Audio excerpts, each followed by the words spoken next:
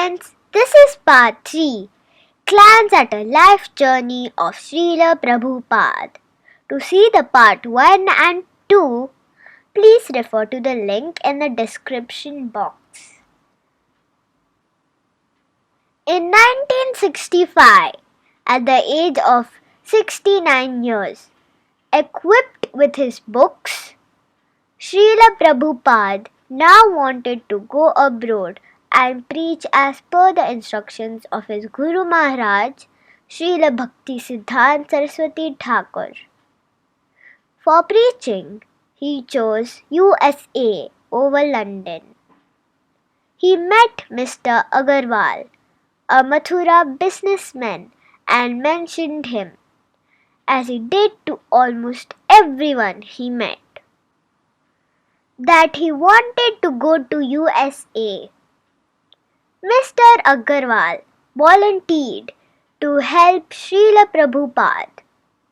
He asked his son, Mr. Gopal, an engineer in Pennsylvania, to sponsor Prabhupada, as he had asked his son many times earlier to sponsor sadhus from India.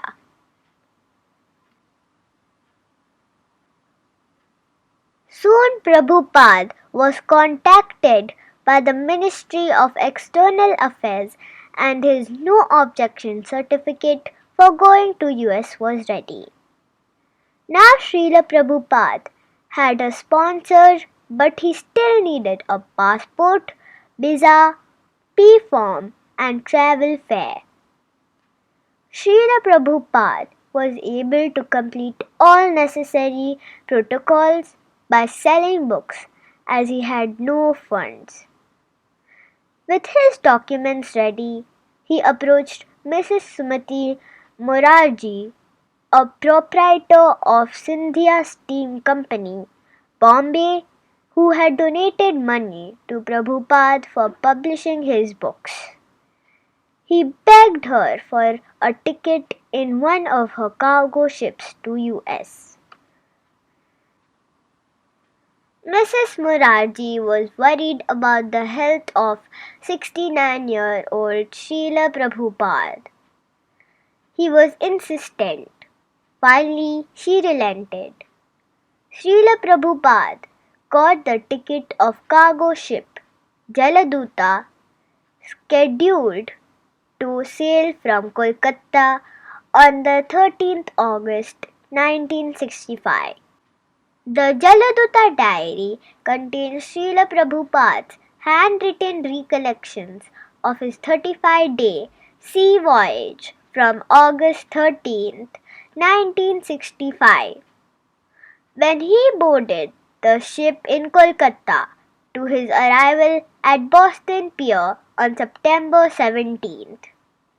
The Jaladuta, under the command of Captain Arun Pandya, whose wife was also aboard, left at 9 a.m.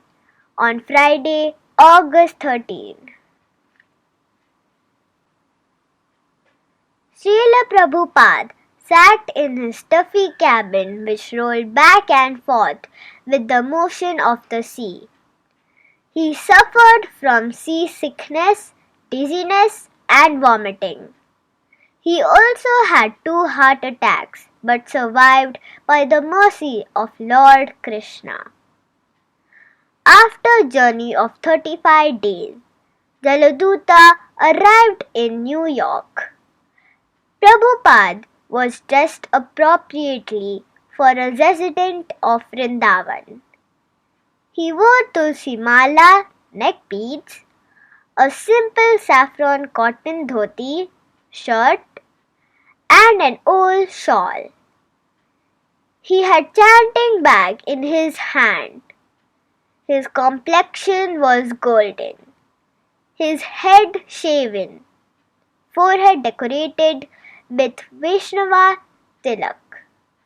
He wore pointed white rubber slippers.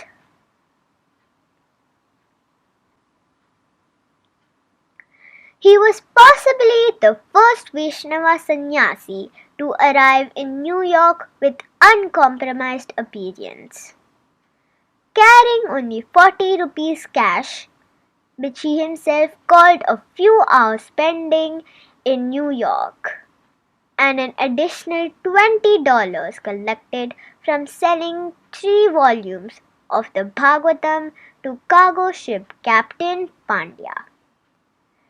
Srila Prabhupada, with umbrella and suitcase in hand, escorted by the traveller's aid representative, set out for the Port Authority bus terminal to arrange for his trip to Butler, where his sponsor Mr. Gopal resided. After Prabhupada arrived in Butler, Sally Agarwal, an American wife of Mr. Gopal, hurried off to all the local newspapers, and shortly thereafter a feature article appeared in the Butler Eagle. In fluent English, devotee of Hindu cult explains commission to visit the West. A photographer had come to the Agarwal's apartment and had taken a picture of Srila Prabhupada standing in the living room, holding an open volume of Srimad Bhagavatam. The caption read, "Ambassador of Bhakti Yoga." In our next video, we will discuss more about his preaching activities and how he successfully registered ISKCON and ingrained Krishna consciousness in the heart of people all over the world. Thanks for watching. See you in my next video. Jai Srila Prabhupada. Bye.